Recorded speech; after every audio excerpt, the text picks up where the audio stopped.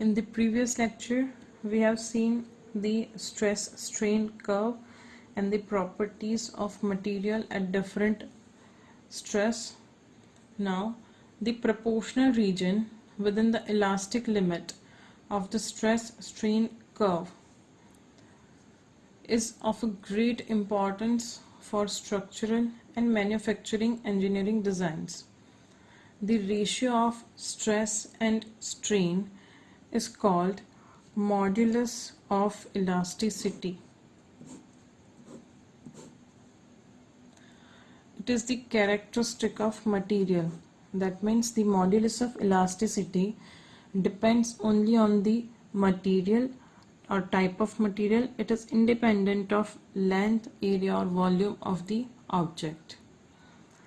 For three different kind of stress and strain, we are having three different modulus of elasticity. Let us see them one by one. The first one is Young's modulus. The Young's modulus is tensile stress upon tensile strain. It is denoted by capital Y. So tensile stress upon tensile strain is equals to Young's modulus.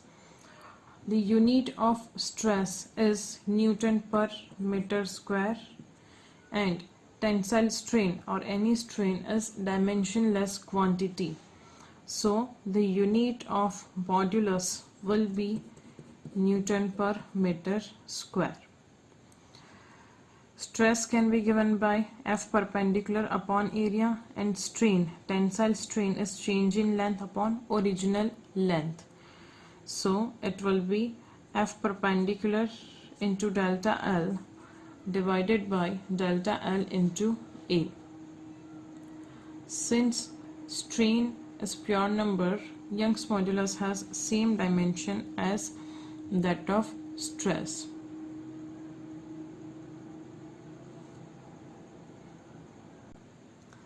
The material having large value of Y, that is relatively unstretchable, because it is possible when for large amount of stress we are getting negligible strain. So if Y is large, then the material is more elastic.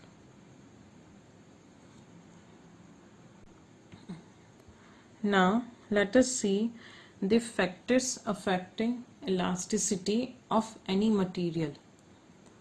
First, the effect of temperature. If we increase the temperature, the interatomic bond or intermolecular bonds between the atoms or molecule will become weak. So, the interatomic forces are reduced.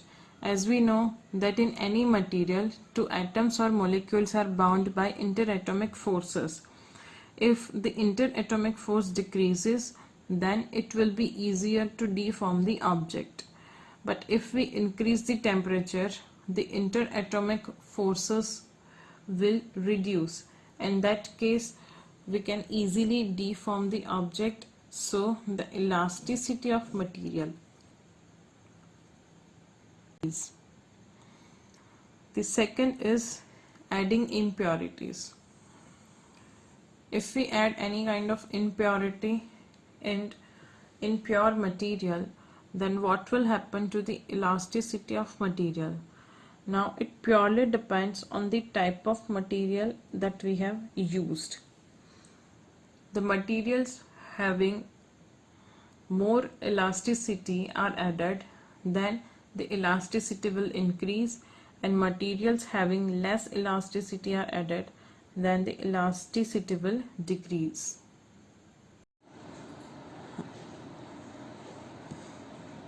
The effect of annealing. Annealing means the heating and cooling of the object gradually. As we heat and cool down object gradually, the elasticity of the object will decrease. The grain size of material. The grain size means the smallest particle in which we can divide the given material. If this grain size is smaller, then the elasticity of the material will be more. That means for material having smaller grain size, it is very difficult to deform it. The effect of hammering and rolling.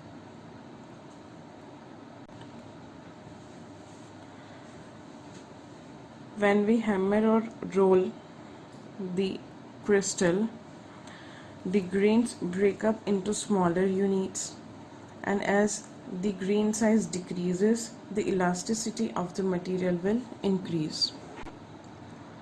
Now, let us see some important points about the Young's modulus. The Young's modulus Y is only defined for solids. It is not defined for liquids or gases, as we cannot have the longitudinal strain on liquids or gas. So it is only defined for solids. For perfectly rigid body, the Young's modulus is infinite. The perfectly rigid body, that means it cannot be deformed. If it cannot be deformed, then delta L will be equal to 0, and we know that Y is equals to F upon delta LA to L. If delta L is 0, then Y will be infinity. So for perfectly rigid body, the Young's modulus is infinity. The Young's modulus for steel is greater than the Young's modulus of aluminium, the Young's modulus of brass, the Young's modulus of copper, and so on. And it is the reason that steel is preferred in heavy duty machines and in structural designs. Wood, bone, concrete, and glass have rather small Young's moduli. Let us see the interatomic force constant. When an external force is applied on solid, a restoring force is developed which tries to restore original dimension. The interatomic force between the atoms is directly proportional to the distance between them. That is, F is equals to K delta R. Here K is the interatomic force constant.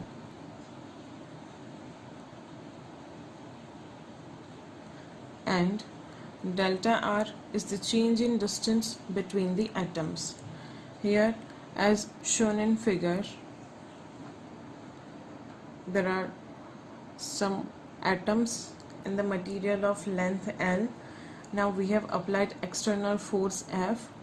Due to this, some restoring force will be acting inside the atoms. The initial separation between two atoms was R. Now, after the application of external force, the separation becomes R0 plus delta R. In this case, the longitudinal strain delta L upon N0 is equals to delta R upon R0. Now, the number of chains of atoms can be given by,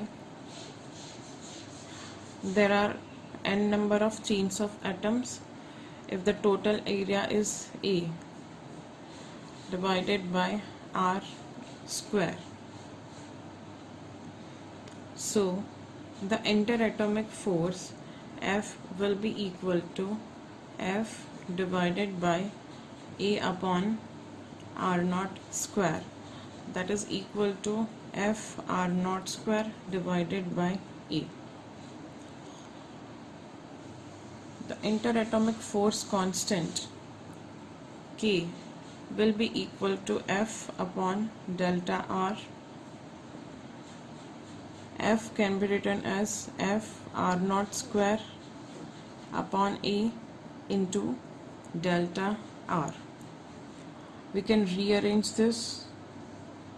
We can write K is equals to F upon A divided by delta R upon R naught into R naught. This F by A will be stress and delta R upon R naught will be strain, and we know that stress upon strain is modulus. Here it is longitudinal strain, then it will be the Young's modulus.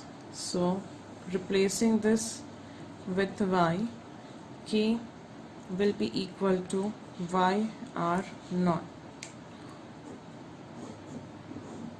This is the interatomic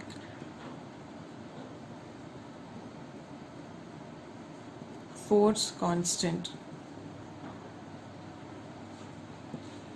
We can see it depends on the Young's modulus, that is type of material, and R naught, that is the interatomic distance between two atoms for given material. So basically the interatomic force constant is a characteristic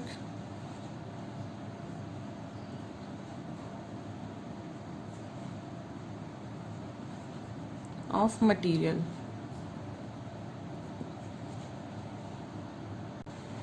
Now let us see one example based on the Young's modulus. A steel rod has a radius of 10 mm and length of 1 meter. 100 kilonewton force stretches it along its length. We want to calculate the stress, elongation and strain on the rod. Given Y steel, Young's modulus for steel is 2 into 10 power 11 Newton per meter square.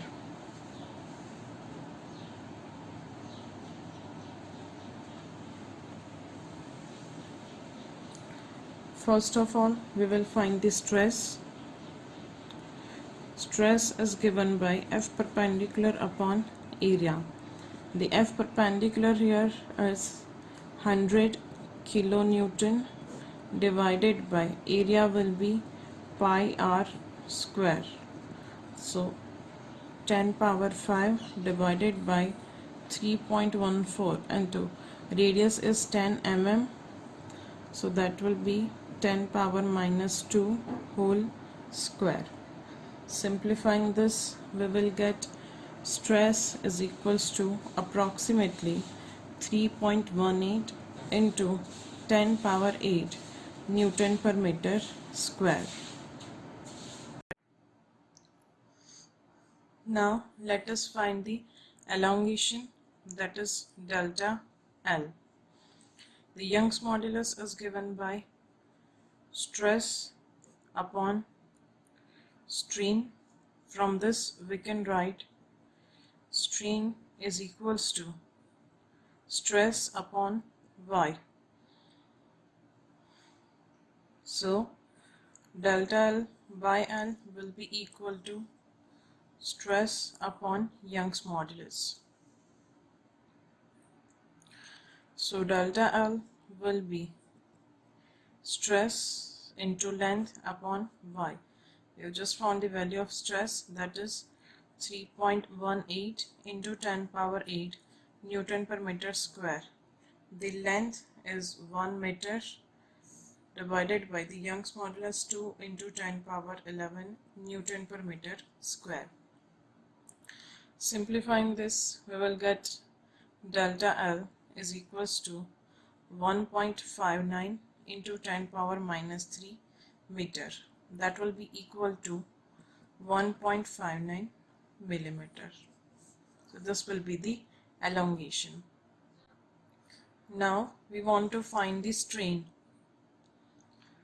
The strain is delta L upon L. Delta L is 1.59 into 10 power minus 3 meter divided by L is 1 meter. So strain will be 1.59 into 10 power minus 3. In this example, a steel rod 2 meter long has cross-sectional area 0.30 centimeter square. The rod is now hung by one end from a support and a 550 kg milling machine is hung from the rod. We want to find the stress and the elongation. Let us see the structure. We have hung a rod having length 2 meter and area 0.30 centimeter square. A support from a milling machine of mass 550 kg is hung from the lower end. We want to find the stress and elongation in this wire. The force acting on this wire will be the gravitational force on this milling machine, that is W is equals to mg, and that will be our F perpendicular.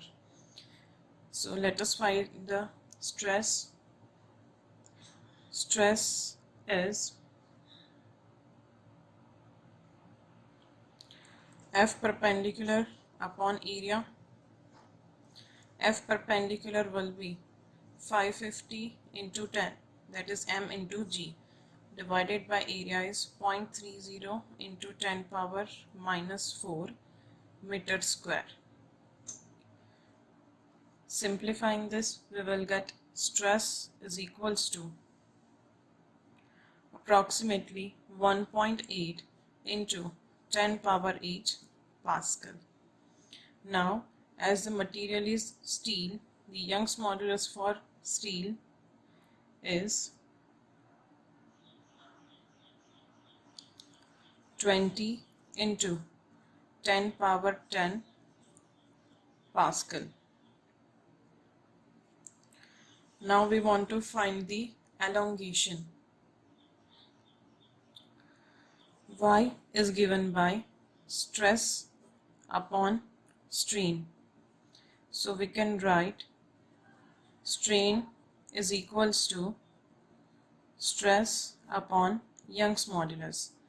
The strain is given by delta L upon L, that will be equal to stress upon Y. So the elongation will be stress into L divided by Y. Put the value. Stress is 1.8 into 10 power 8 Pascal. The length is 2 meter and Young's modulus is 20 into 10 power 10. So from this we will get delta L is equals to 1.8 into 10 power minus 3, that is equals to 1.8 millimeter. So this will be the elongation and this will be the stress in steel wire. In this example, the lengths of a metallic wire are L1 and L2 when tensions in the wire are T1 and T2 respectively. We want to find the natural length of wire. Let us say the natural length of wire is L.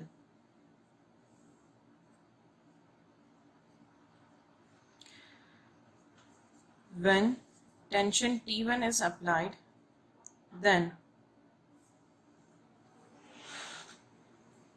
the elongation is, let's say, delta L1 and the total length is L1. When tension T2 is applied, then elongation is delta L2 and total length is L2. Here The main concept or the key concept that we will apply is that the Young's modulus in both the cases will be same, as material of the wire does not change. The Young's modulus is given by y is equals to F by E to delta L upon L. So for the first case, when the length is L1, force is T1,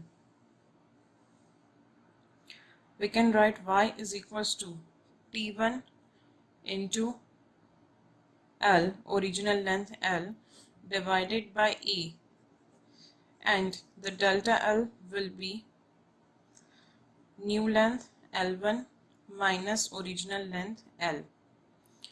For the second case, the tension force is T2, original length will be same L divided by A, and the change in length delta L will be now L2 minus L. This L will get cancelled out, cross multiplying we will get T1, this A also will get cancelled out, so T1 into L2 minus L is equals to T2 into L1 minus L. So T1 L2 minus T1 L is equals to T2 L1 minus T2 L. We want to find the natural length, that is L. So T1 L2 minus T2 L1 will be equal to T1 L minus T2 L. So L will be equal to T1 L2 minus T2 L1 divided by T1 minus T2. So this will be our final answer. In this example, a stress-strain curve is given for a material at two different temperatures T1 and T2. We want to compare the T1 and T2. We know that the slope of this graph will be strain upon stress, and that will be equal to 1 upon y. So slope will be equal to 1 upon y. Now, as temperature increases, the Young's modulus decreases. So, if y is more, then slope is less. And if y is more, then temperature is also less. So basically, if slope is lesser, then temperature is lesser. In this case, the T2 has smaller slope, as this angle theta 1 and this is angle theta 2. Theta 1 is less than theta 2. So slope for this T2 temperature is less than slope for T1 temperature. As slope T2 is less than slope for T1, temperature T2 will be less than T1. If the same graph was stress-strain curve, then the slope would have been the stress upon strain, then slope would have been equal to the Young's modulus. So if slope is more, then temperature will be lesser in that case. Now we want to determine the Young's modulus of the material of an wire. First, let us see the construction. The apparatus is shown in figure. Here A and B are two long straight wires of nearly equal length. equal area of cross section and same material. They are suspended side by side from common rigid support. Wire A is called reference wire and B is called experimental wire. A pen is attached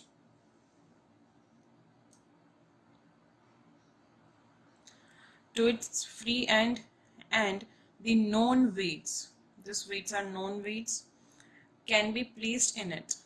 A main scale M is fixed on the wire near its lower end. A pointer P attached to the lower end of wire B. This is pointer P. And it is connected to the vernier scale V, which can slide on the main scale. Here, the purpose of the reference wire is to compensate any change in the length of wire B, which may occur due to change in room temperature. Now, how this experiment works. First, remove the kinks, if any, in the wires A and B by placing some weight in the pen. Then put a small load in each pen so that both wires A and B are straight and parallel. Now, note that reading of main scale and vernier scale. Now put some weight M in pen of experiment wire B. Due to this weight, this wire will get stretched. A tensile stress is set up in this wire. Again, note the reading of main scale and vernier scale. The difference of the two readings will be length of wire B, the extension in the length of wire B.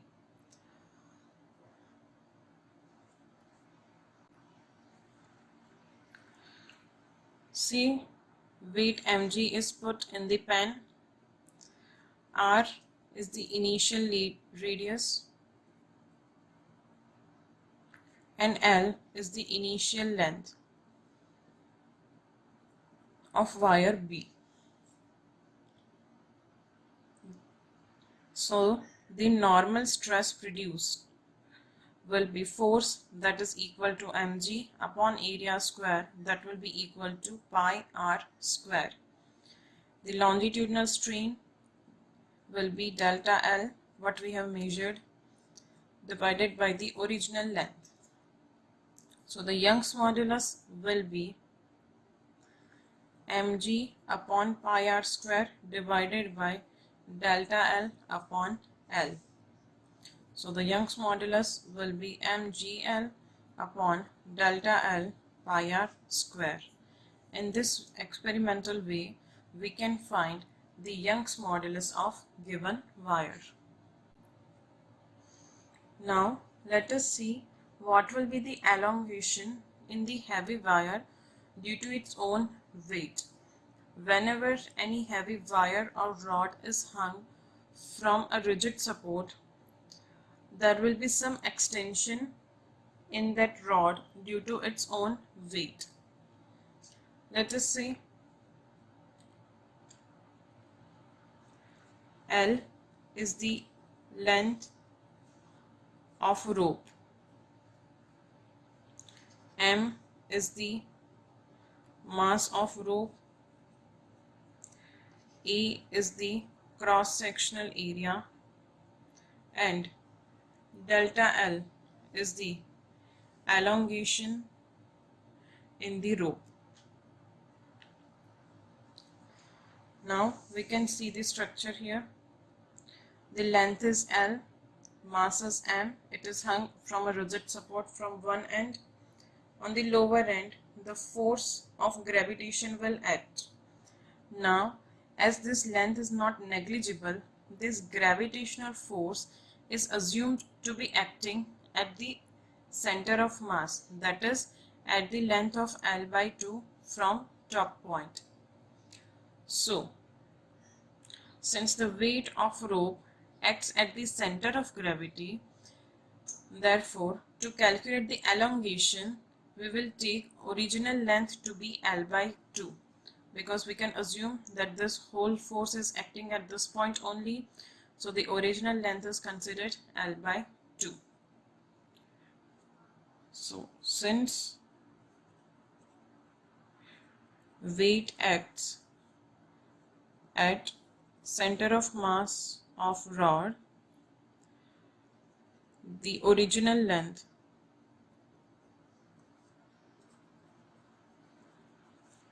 is considered to be L by 2.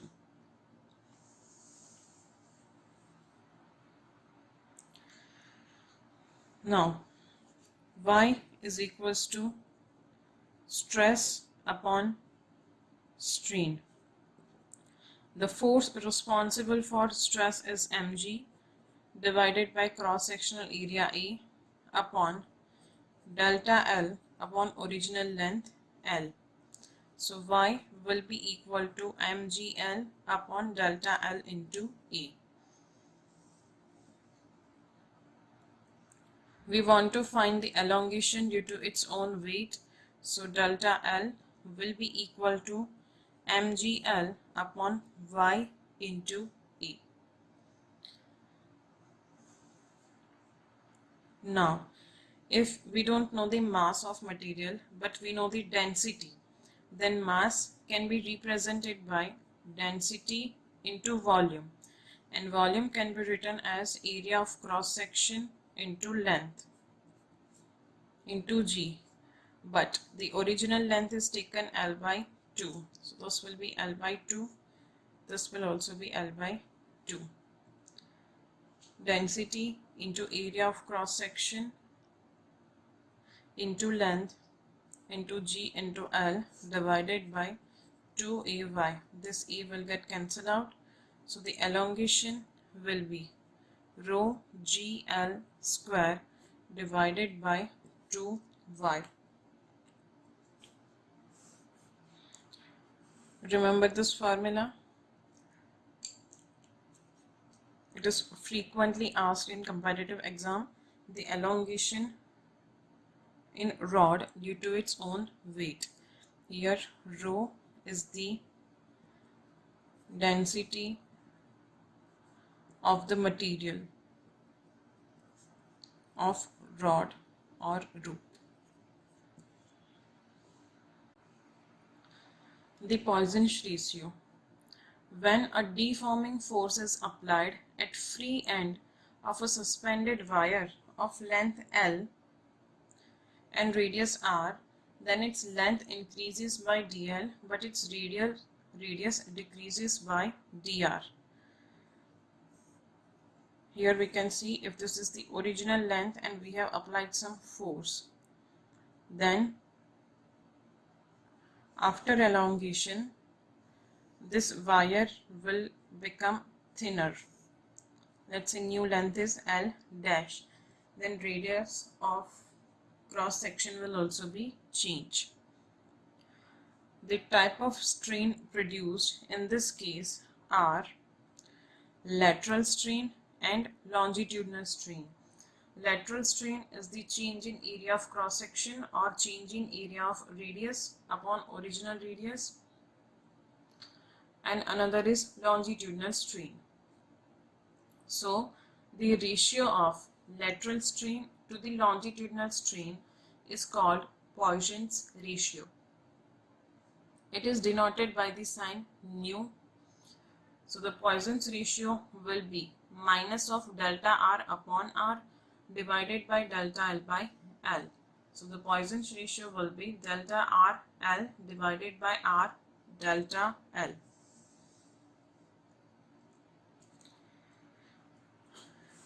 Here note the negative sign. The negative sign shows that if length increases, then radius of the wire will decrease and vice versa. So if one strain is increasing, then the other strain will decrease. So to make Poisson's ratio always positive, we have added a negative sign. The theoretical values of Poisson's ratio is -1 to +0.5, but the practical value which is possible in real life is from 0 to 0.5.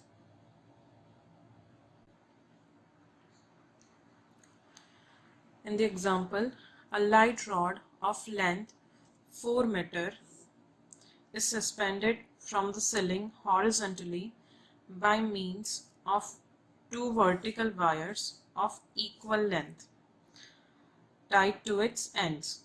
One of the wire is made of steel and of cross-sectional area 10 power minus 3 meter per second square, and the other is of brass and the cross-sectional area 2 into 10 power minus 3 meter square.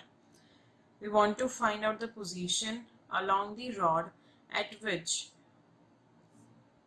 a weight may be hung to produce equal stress in both the wires. First, let us understand how the structure is made. From a rigid support, two wires are hung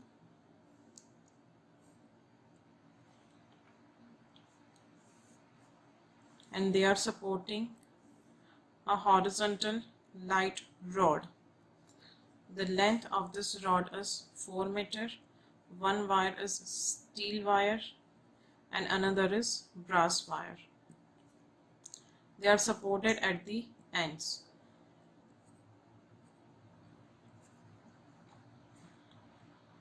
Length of both the wires are same. The area of cross section of steel is 10 power minus 3 meter square and area of cross section of brass is 2 into 10 power minus 3 meter square. Now, at what point we should hang a weight W so that the stress in both of the wire should be same. Let's say we are hanging weight W from this steel wire at a distance of X. So its position from the brass wire will be 4 minus X. The stress produced, the tension force produced due to this weight in the steel wire is, let's say, Ts, and in the brass wire is, let's say, Tb. Here the key concept that we will use is the stress is equal.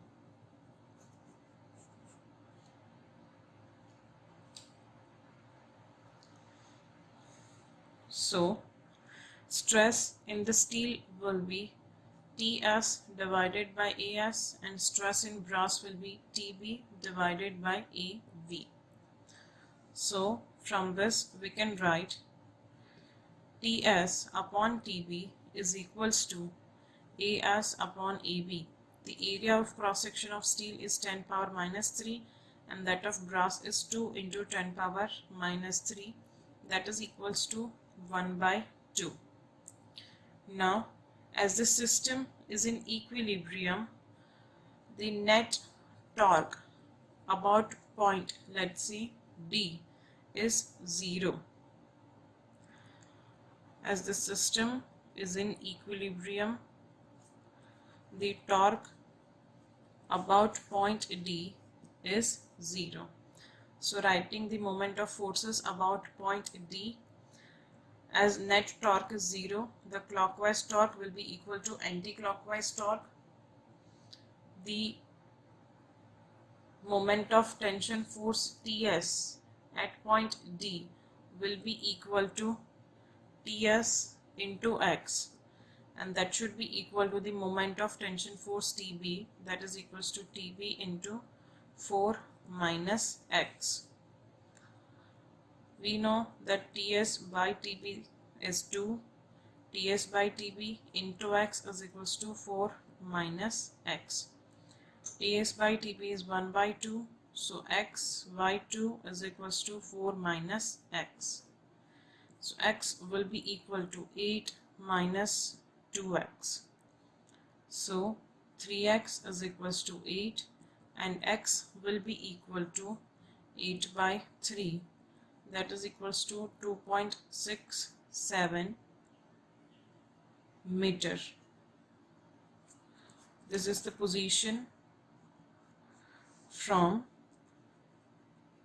steel rod.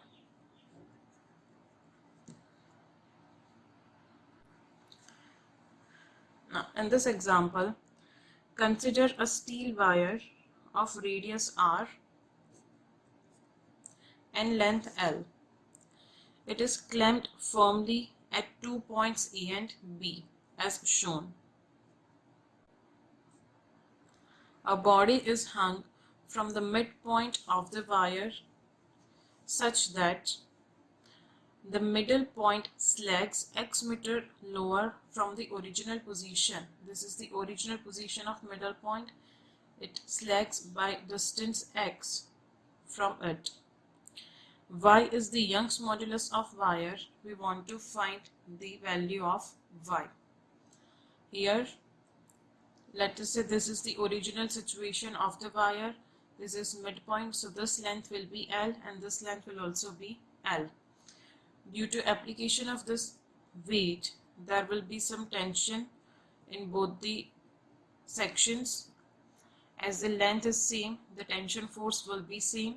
As weight is uniformly divided, let us assume this angle is theta, then this angle will also be theta. As this theta is very small, we can write sine theta is nearly equal to tan theta is nearly equal to theta. But tan theta is equals to, from this we can write tan theta is equals to opposite upon adjacent, that is x upon L. Now, by the definition of Young's modulus, y is equals to F by A into delta L upon L. Here force is the tension force, so we can write T is equals to YA delta L divided by the original length L. So tension force will be YA upon L and delta L. This is the hypotenuse delta L. Let's say new length is L2, that L2 will be the hypotenuse. So delta L will be L2 minus L, and L2 can be written as under root L square plus x square. This is L2 minus original length L.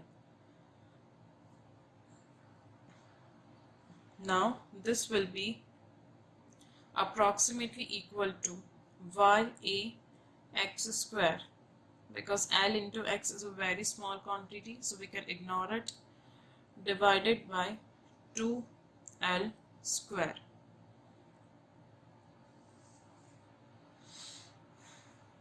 Now we can write that 2t sine theta is equals to mg, where m is the mass of the block. So sine theta can be written as tan theta is equals to x by L. So 2t x by L is equals to mg, and t can be written as YA x square divided by 2L square into x by L is equals to mg. So 2YA x cube divided by 2L cube is equals to mg. This 2 will get cancelled out. We want to find the value of x. So x will be equal to mgl cube divided by ye. Area can be written as pi r square whole power 1 by 3. So this will be the slag of mid position from the original position. In this example, a bar of mass m and length L is hanging from a rigid support. The Young's modulus of elasticity of the wire is Y. Mass is m and length is L. And the area of cross section is A. We want to find the stress at x distance from bottom end. The second thing is a small section dx at the bar from distance x from the lowest point of the bar. We want to find the elongation in the small section dx, and we want to find the total elongation in the bar. Let us start one by one. Before that, let us draw the diagram of structure so that we can understand the situation properly. A bar of mass m and length L is hung. First, we want to find stress at distance x. Let's say this is point P at distance x from lower end. We want to find the stress at this point. Here, the stress at this point will be due to the weight of this portion only. So, stress is given by F perpendicular upon area. As the mass is uniformly distributed, the mass of lower portion will be m by L into x. That mass is small m. So F perpendicular will be small m into g divided by area of cross section A. So it can be written as m by L A into x g. So this will be stress at a point P which is located at distance x from the lower point. Now consider a small section dx. Let's say we are considering a small section dx at distance x from the lower position. We want to find the elongation in this small section dx. Given y is the Young's modulus of material, y can be written as stress upon strain. So strain is equal to stress upon y. Strain is dl, that is elongation, in the part dx, that is equal to stress. Stress is just we have found mgx upon L divided by y. So the elongation in the small portion will be dl is equals to mgx dx divided by Ly.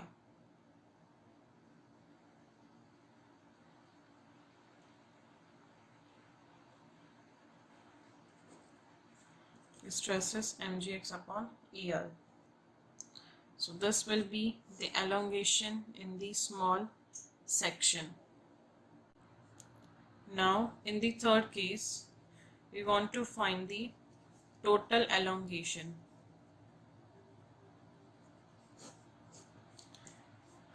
So for total elongation, this x will be start from lower position 0 to the topmost position L.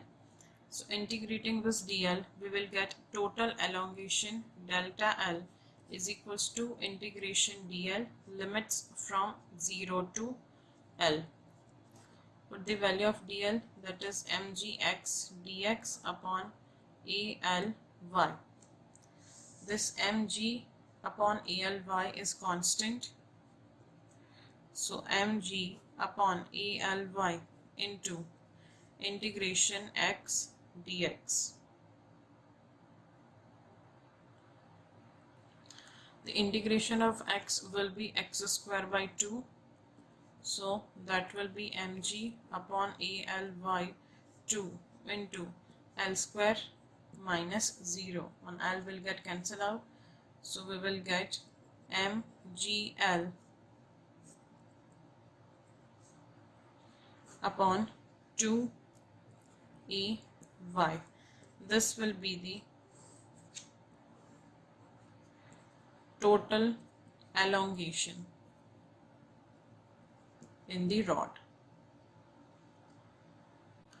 Now let us see how to solve when multiple horizontal forces are applied.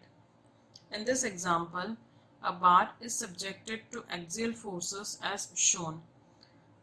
There are total 3 forces acting. The 3F in the left direction, F and 2F are in right direction. If E is the modulus of elasticity,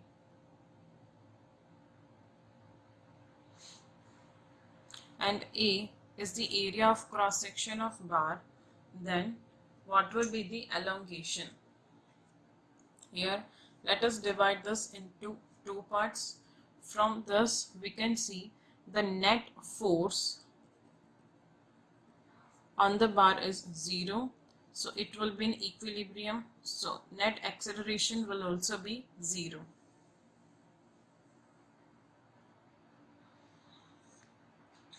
Now let us divide this into 2 parts. The elongation in the first part will be, the force in this direction is 3F, the total force in this direction will also be 3F, and the length is L. Given this length is L and this length is also L. The elongation in this will be Y is equals to stress upon strain, that is Y is equals to net force responsible for the elongation is 3F upon A into delta L1 into L. So delta L1 will be 3FL upon AY. Now finding for the second part, we can write forces like this. The exit force here is F, and in this direction the net force will be 3F minus 2F, that will also be F. So the net force in both the direction is F. So the force responsible for the elongation will also be F. Y will be F into L upon A into delta L2.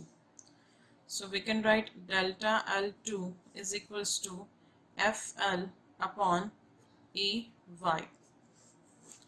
To find the total elongation, we have to add this 2. So the total elongation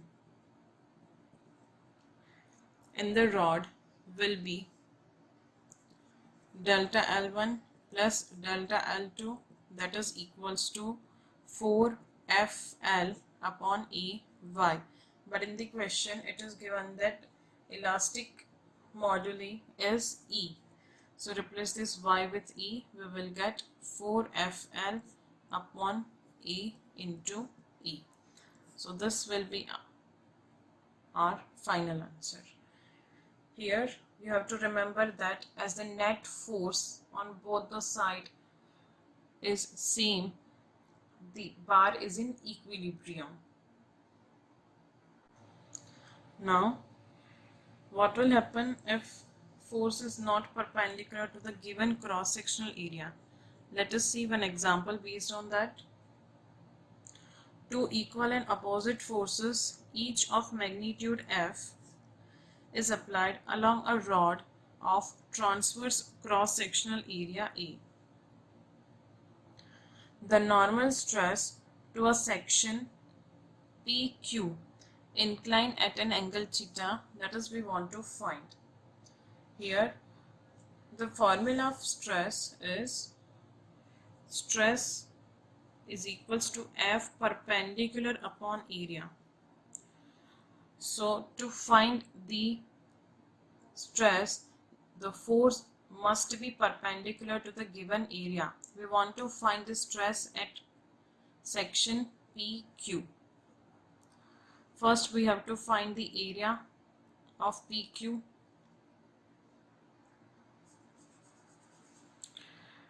We can write cos theta is equals to area of cross section A upon area PQ. So area PQ will be equal to A upon cos theta.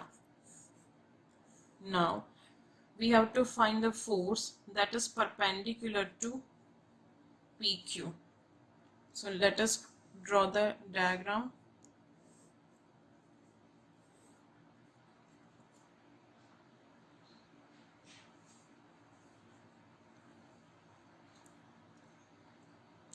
This angle is theta and this is cross section PQ. If this is force F, then the perpendicular force, so this is normal, the perpendicular force will be equal to F cos theta, because this angle will also be theta. So stress can be given by F perpendicular, that is F cos theta, divided by the area PQ. Area PQ is A divided by cos theta. So the stress produced will be F by A cos square theta. So this will be our final answer.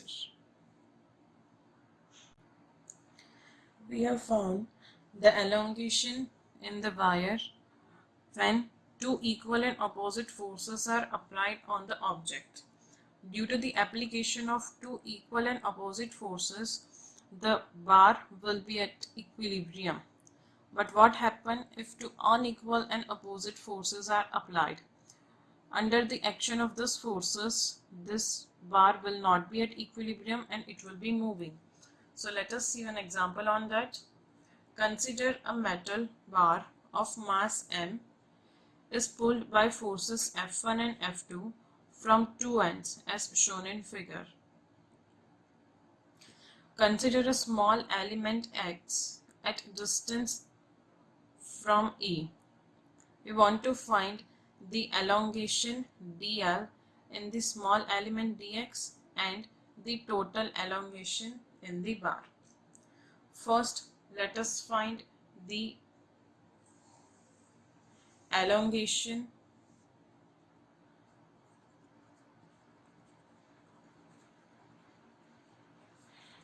dl in dx. Here, as the forces are not equal, they will not cancel out each other and the rod will be accelerating. Let us assume F1 is greater than F2. So the acceleration of the bar will be F1 minus F2 upon m. Now let the tension in the bar at distance x from A is T. Its tension at this point is T. So F1 minus T will be equal to m by L into x into F1 minus F2 upon M. This M by L into X is the mass of the bar up to point X from E, and this is the acceleration of that part, that is F1 minus F2 upon M. From this we can write the tension force is F1 minus F2, this M will get cancelled out, upon L into X.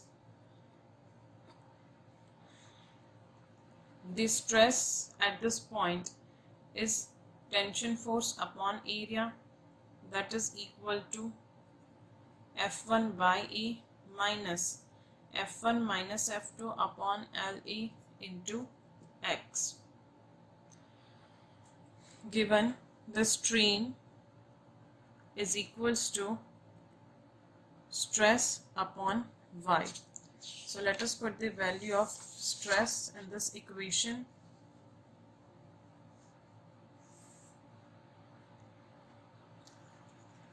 The strain will be equal to F1 upon EY minus F1 minus F2 into X upon ELY. The strain in the small part will be dl upon dx. That will be equal to F1 upon EY minus F1 minus F2 into X upon ELY. So the elongation in the small portion will be F1 upon EY minus F1 minus F2 X upon ELY whole multiplied by dx.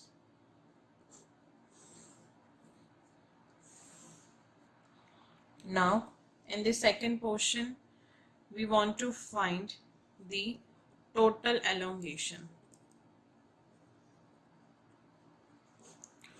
To find the total elongation, we have to integrate it from 0 to L. So total elongation delta L will be integration dl from 0 to L. That will be equal to integration F1 upon EY minus F1 minus F2 upon ELY X dx, limits from 0 to L. So this will become F1 L upon EY minus F1 minus F2 into L square by 2ELY. This L will get cancelled out, so it will be F1 L upon EY minus F1 minus F2 upon 2EY. Simplify this. So F1 L upon EY minus F1 L upon 2AY plus F2 L upon 2AY. So this will be F1 plus F2 upon 2AY. So this will be our final answer.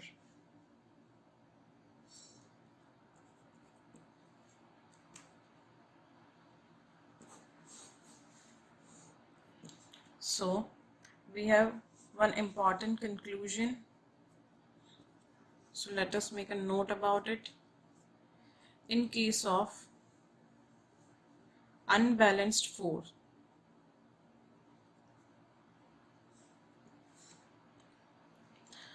the net force responsible for stress, that is F perpendicular, will be equal to the average of two forces. Here we can see the force is F1 plus F2 by 2 upon area into Y into L, that will be the elongation. So the F perpendicular is F average, that is equals to F1 plus F2 by 2. So in the objectives we can use this formula directly. For example, there is a rod of area of cross section E and Young's modulus Y. It is subjected to two different forces, 10 Newton and 3 Newton. We want to find the total elongation in it. Given length of the rod is L. Y is given by stress upon strain. The stress will be F perpendicular upon area. Here the F perpendicular will be average of these two forces, that will be 10 plus 3 by 2 divided by area A, that will be 13 by 2A. This is the stress. So strain will be stress upon Y, that is equals to 13 upon 2AY. Strain can be written as delta L by L, that is equals to 13 upon 2AY. So the elongation delta L will be 13L upon 2AY. So in this way we can directly use the formula by using the average force as F perpendicular.